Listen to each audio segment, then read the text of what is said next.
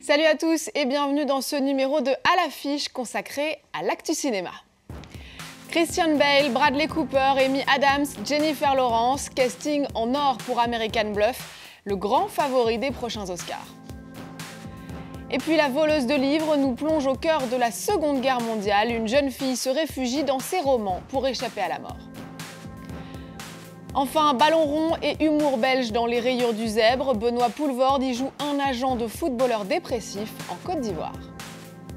Et pour nous en dire plus sur tous ces films, je vais retrouver le plus cinéphile de nos chroniqueurs, Thomas Borez.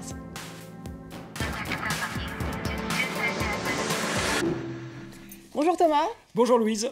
Alors on va commencer aujourd'hui avec un film qui réunit quelques-uns des acteurs les plus en vue du moment, de Christian Bale à Jennifer Lawrence en passant par Bradley Cooper.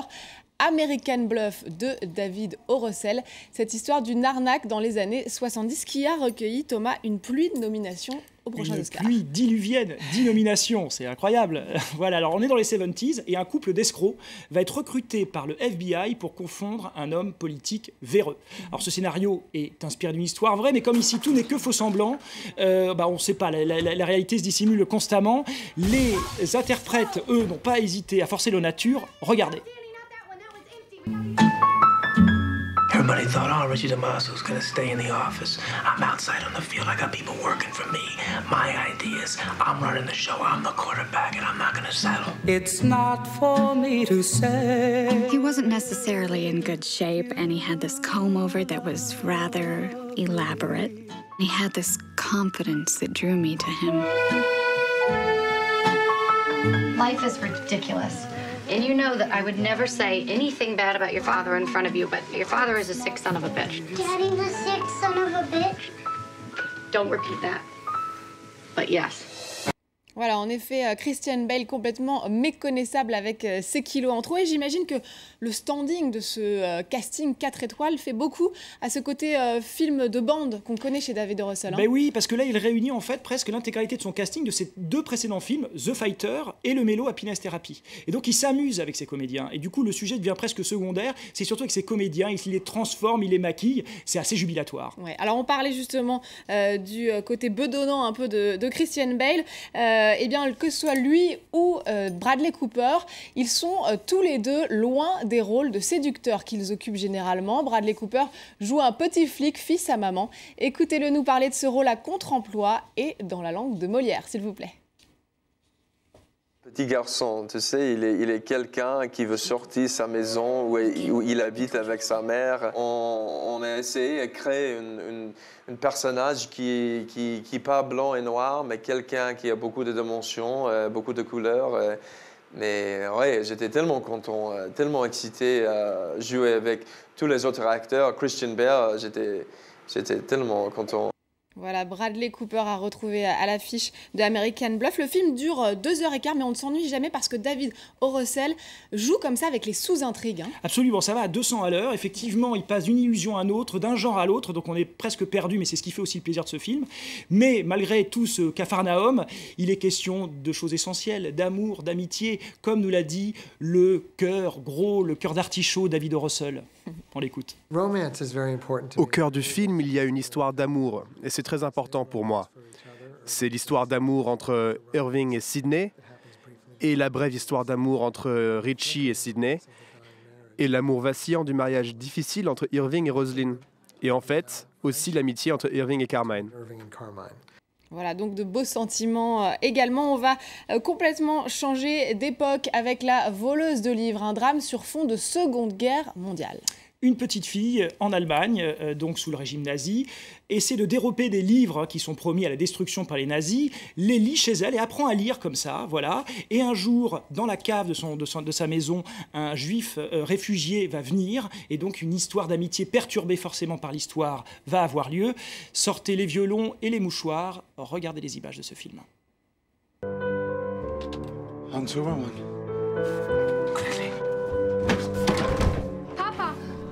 Who is he, Papa? His name's Max. He needs help. Are you hiding from Hitler? Yeah, I'm a Jew. I brought you something. You're full of wonders. You're stealing books? Why? When life robs you, sometimes you have to rob it back. Voilà, La voleuse de livres, un film historique, vous l'avez compris, mais qui est aussi une déclaration d'amour à la littérature. Écoutez l'excellent Geoffrey Rush, il joue l'homme qui accueille et protège la petite voleuse de livres. J'ai lu La voleuse de livres et c'est un chef-d'œuvre. Et parce que c'est un livre sur les livres, Marcus Zusak aborde la question de ce que ça veut dire d'écrire un livre. Parce qu'en fin de compte, c'est ce qui arrive à la jeune fille. Elle a en sorte écrit le livre.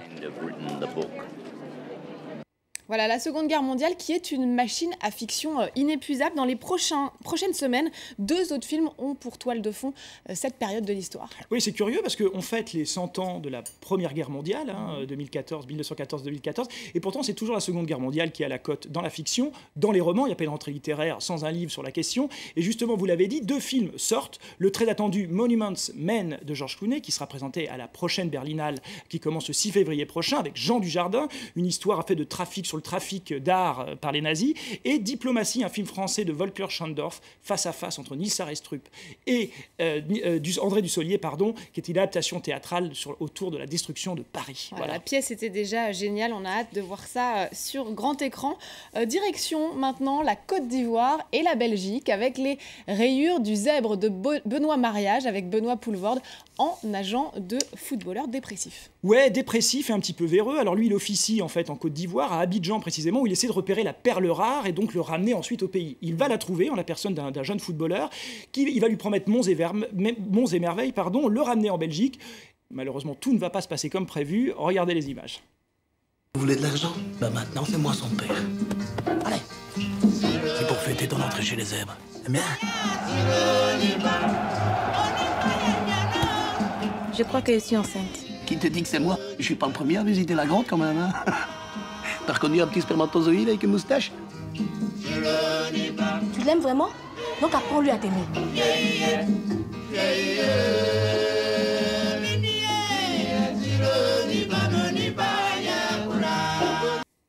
Voilà, Benoît Poelvoorde qui oscille entre le drame et la comédie. Il n'est jamais meilleur que dans ce registre. Écoutons le réalisateur et Benoît Poelvoorde nous démontrer que Les rayures du zèbre est bien plus qu'un film sur le football. Alors je rassure tout le monde, ou en tout cas je préviens tout le monde, ce n'est pas un film sur le football. C'est un film sur ce qui fait partie du sport. J'ai fait venir 23 joueurs. 23. À tous, je leur ai posé la même question. Et ils m'ont tous dit, on est très heureux. Et ils pensaient tous le contraire. Je voulais pas que ce soit un négrier des temps modernes, ce qui aurait été le cliché absolu dans ce genre d'histoire. Consciemment, il cherche un footballeur, consciemment, il cherche, mais inconsciemment, il cherche un fils. Et avec les filles, il cherche l'amour. Et oui, encore d'amour. Benoît Mariage et Benoît Poelvoorde se connaissent bien. C'est pour ça que, justement, il arrive, Benoît Mariage, à bien cerner toutes les particularités, toute la complexité du jeu de Benoît Poelvoorde. Ils ont fait ensemble Les Convoyeurs attendent et Cowboy. Donc, c'est leur 3e film ensemble, ces Rayures du zèbre. Et effectivement, voilà, il arrive à déceler, à révéler toute la complexité du jeu de Benoît Poelvoorde, qui est parfois résumé en France à soit le drame, soit la comédie. Là, on est entre les deux, c'est peut-être une spécificité du cinéma belge. Et c'est vrai qu'il a le talent pour aborder toute cette palette d'émotions, Benoît Poelvoorde. On va maintenant passer à la polémique de la semaine, Thomas, qui relance une affaire vieille de plus de 20 ans. Dylan Farrow, fille adoptive de Woody Allen et Mia Farrow, a publié sur le blog du New York Times une lettre ouverte accusant le réalisateur de l'avoir agressée sexuellement alors qu'elle avait 20 ans. Thomas, ça suscite une vive émotion et beaucoup de réactions à Hollywood. Alors je vais d'abord resituer les faits et les protagonistes. On est dans les années 80. Woody Allen et Mia Farrow sont un couple. Mia Farrow, actrice, devient la muse vraiment du cinéaste et sa compagne. Woody Allen accepte même d'adopter une de ses filles, Dylan Farrow, et bien sûr, le coup va se déchirer, en tout cas 10 ans après, suite à cette affaire. En fait, en gros, Dylan Farrow, à ce moment-là, révèle qu'effectivement, elle a été agressée sexuellement par son père adoptif, donc Woody Allen. Il y a des poursuites qui commencent qui se font jour, qui vont vite être arrêtées, en fait, a priori pour protéger Dylan Farrow, qui est vraiment jeune à l'époque. Tout a été relancé au récent Golden Globe, en janvier dernier. Pourquoi ? Woody Allen reçoit un hommage à Golden Globe pour l'ensemble de sa carrière. Et pendant la cérémonie, Mia Farrow commence à envoyer des tweets un petit peu ironiques et un petit peu assassins. Ça remet le feu aux poudres sur l'affaire. Dylan Farrow, vous l'avez dit, écrit cette lettre sur le fameux blog du New York Times, et tout s'emballe. Et cette fameuse Dylan Farrow accuse notamment Hollywood et les stars qui jouent dans les films de Woody Allen de leur silence. Alors bien sûr, ceux-ci ont été obligés de répondre. Kate Blanchett, Alec Baldwin ont plus ou moins botté en touche par tweets interposés, les ont écrits puis retirés. Enfin bref, ça a créé une espèce d'un petit peu de remous médiatique terrible. Donc la suite aux prochains événements, on imagine, ce sera aux Oscars dans un peu moins d'un mois. Pourquoi ? Parce que Blue Jasmine de Woody Allen est nommé aux Oscars. Donc on imagine, on va suivre un petit peu les tweets à ce moment-là de la cérémonie. Voilà. Affaire à suivre. Affaire à suivre, en effet. Alors, on va terminer avec de la tristesse, puisqu'on a appris il y a quelques jours la mort de l'acteur américain Philip Seymour Hoffman à seulement 46 ans. Oui, c'est dur parce que dans tous les acteurs américains, il incarnait quelque chose en plus, c'est-à-dire qu'il n'était pas seulement une image, il arrivait à élever tous ses personnages. On l'a découvert dans Boogie Nights de Paul Thomas Anderson, il a fait The Master, il a gagné un Oscar pour Truman Capote, où dans le rôle de l'écrivain, il était formidable. Moi, je sais qu'il me restera dans le film de Sidney Lumet, 7h58 ce samedi-là, où il jouait une espèce d'agent immobilier dépressif, drogué, et il était vraiment extraordinaire. Et voilà, ce que j'aimais chez Seymour Hoffman, c'est cette capacité de transcender tous ses rôles. Voilà. Ouais. Merci beaucoup Thomas d'être venu nous parler de Philip Seymour Hoffman et de toute l'actualité cinéma de cette semaine. Je vous dis à la semaine prochaine. On va donc finir en rendant hommage avec des images des meilleures performances de Philip Seymour Hoffman, de Boogie Nights à The Master, en passant par Truman Capote. Merci à tous de nous avoir suivis et à très vite. Hello, my name is Truman Capote. I am a writer, a doctor, a nuclear physicist, a theoretical philosopher. But above all, I am a man, just like you.